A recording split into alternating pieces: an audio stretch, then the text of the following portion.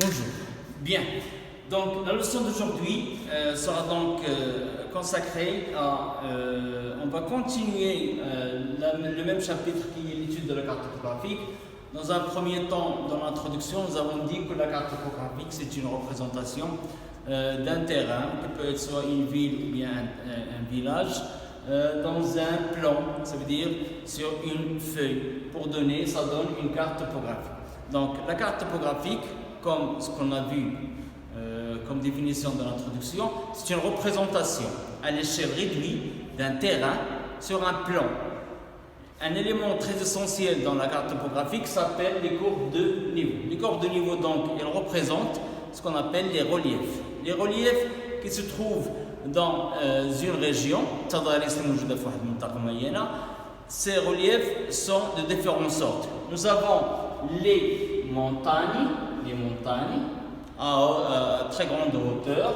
Vous avez les plateaux, vous avez aussi les collines.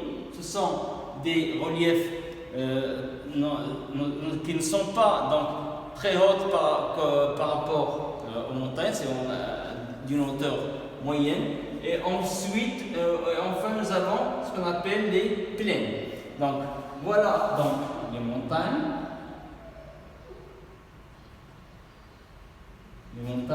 les plateaux, vous avez ici les collines et les plaines. Comment je vais donc représenter les différents types de reliefs sur un plan en utilisant ce qu'on appelle les courbes de niveau? Bien, c'est ce qu'on va voir dans cette séance. Donc, attention avec moi. Vous avez ici, j'ai pris comme exemple une colline qui a une hauteur de 176 mètres par rapport au niveau de la mer.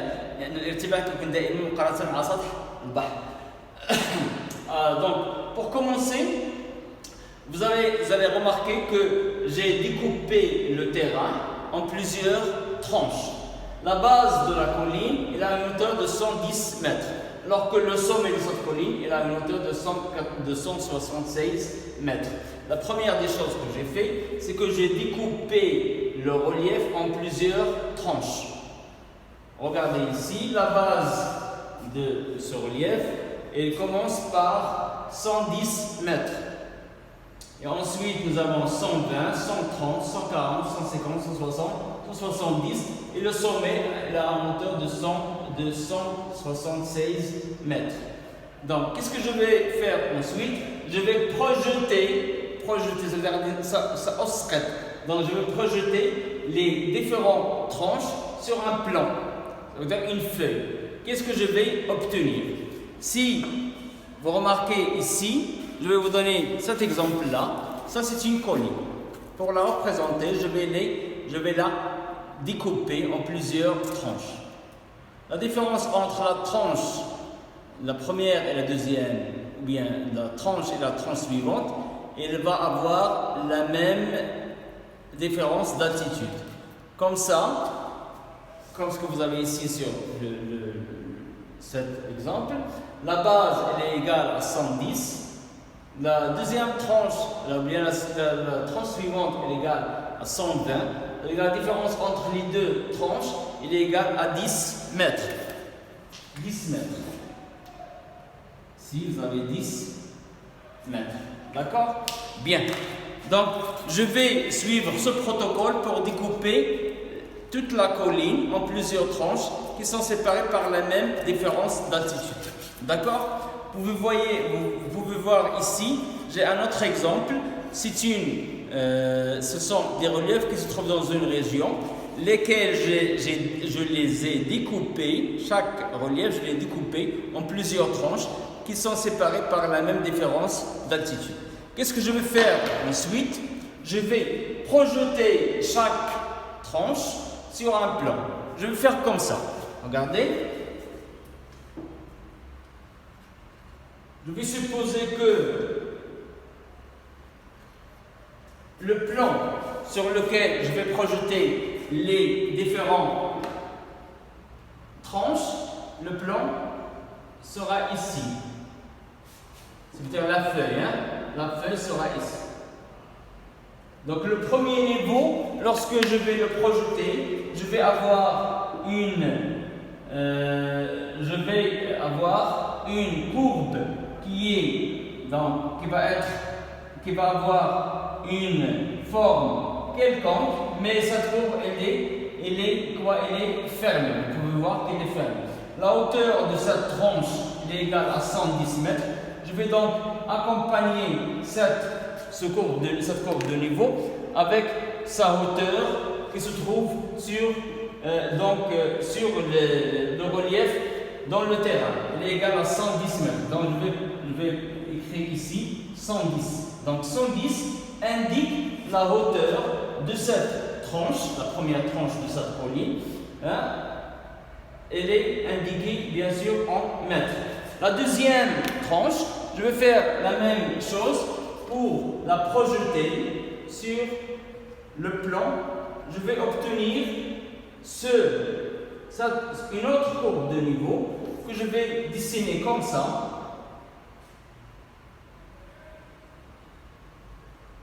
On va avoir à peu près la même forme de la première, mais elle sera moins large que la première. Donc la deuxième courbe de niveau, elle a une hauteur de 120 mètres. Je vais écrire ici 120 mètres. La troisième, ainsi de suite, je vais la projeter comme ça, sur le même plan, et je vais avoir une troisième, comme ça. Ça, les courbes que je dessine maintenant, elles s'appellent les courbes de niveau. Chaque courbe de niveau, elle a une hauteur propre à elle. Par exemple, ici, nous avons 130 mètres. Donc, je vais écrire ici 130 mètres. D'accord? Bien. Je vais suivre le même protocole pour projeter toutes les tranches et dessiner les différentes courbes de niveau qui représentent. Chaque courbe de niveau représente une tranche dans la colline, comme ça. Donc la troisième, ou bien la cinquième courbe de niveau. Donc ici, je vais dessiner la sixième, comme ça. Bien sûr, je dois utiliser une règle pour que mon schéma sera correct comme il faut. La dernière tranche, ici. Qu'est-ce que j'ai obtenu maintenant? J'ai obtenu plusieurs courbes de niveau. Chaque courbe de niveau représente une tranche sur le relief indiqué ici, qu'on a pris comme exemple, c'est une colline. Donc, je vais écrire ici la hauteur de chaque courbe de niveau. Donc 110, 120, 130. La quatrième 140. 140. 150. 160. 170. La courbe ayant sa hauteur de 170, elle se trouve ici, avant le sommet de 6 mètres.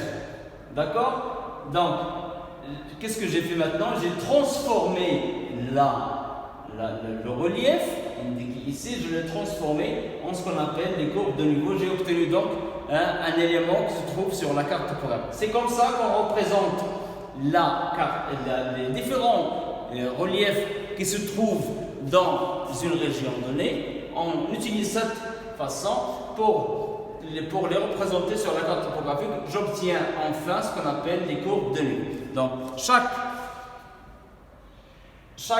courbe ici, elle s'appelle courbe de niveau. Donc, c'est quoi les courbes de niveau? Les courbes de niveau sont des lignes qui relient les points ayant la même altitude. Par exemple, ici 110 mètres. Donc, tous les points qui se trouvent sur cette courbe-là, ils ont la même altitude qui est 110 mètres. Par exemple, ici, tous les points qui se trouvent dans cette courbe de niveau, ils ont la même altitude qui est 120 mètres. Ainsi de suite, tous les points qui se trouvent ici, par exemple, ils ont la même altitude qui est 130 mètres. Reste maintenant à représenter le sommet de cette courbe de niveau, de ce relief, qui par exemple ici est égal à 176 mètres. Je vais projeter donc le sommet comme ça.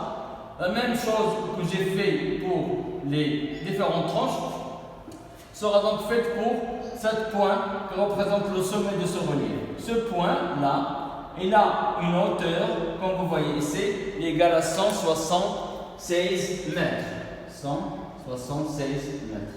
Donc ce point-là, elle s'appelle, le point que je dessine maintenant, elle s'appelle, donc je vais l'appeler point côte. Point côté. Point côté. Un point côté, il indique l'altitude d'un relief par rapport au niveau de la mer. Donc le sommet de cette colline est égal à 176 mètres.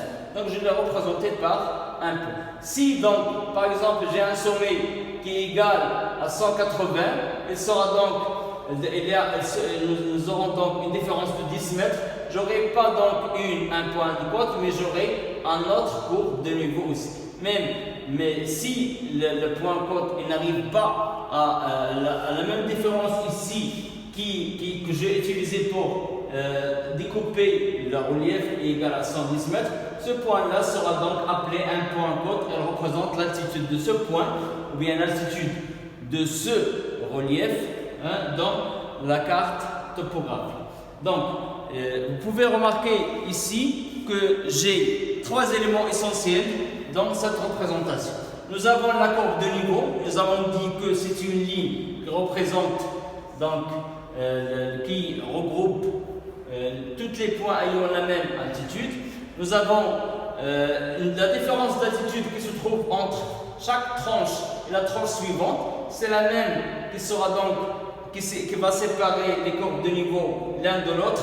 Cette différence d'altitude, ici, elle est toujours égale à 10 mètres. 10 mètres.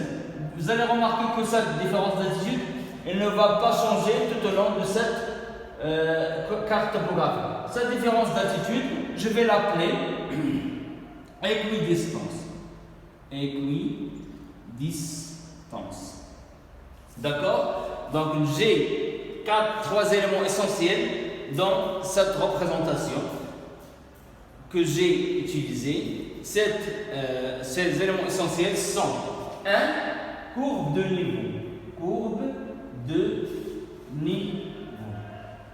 La courbe de niveau, la courbe de niveau, comme j'ai dit, c'est une ligne qui regroupe ou bien qui relie tous les points ayant la même altitude. Ça, c'est la première définition. La deuxième définition, c'est que c'est pour l'équidistance. Équidistance. L'équidistance, donc, c'est la différence d'altitude entre une courbe de niveau, la courbe de niveau qui le suit. C'est la différence d'altitude entre les courbes de niveau dans une carte topographique. Et cette équidistance ne change pas dans la carte topographique. Elle reste la même, c'est une constante dans chaque carte topographique. Le troisième élément, c'est ce qu'on appelle les points côtes. Les points côtés.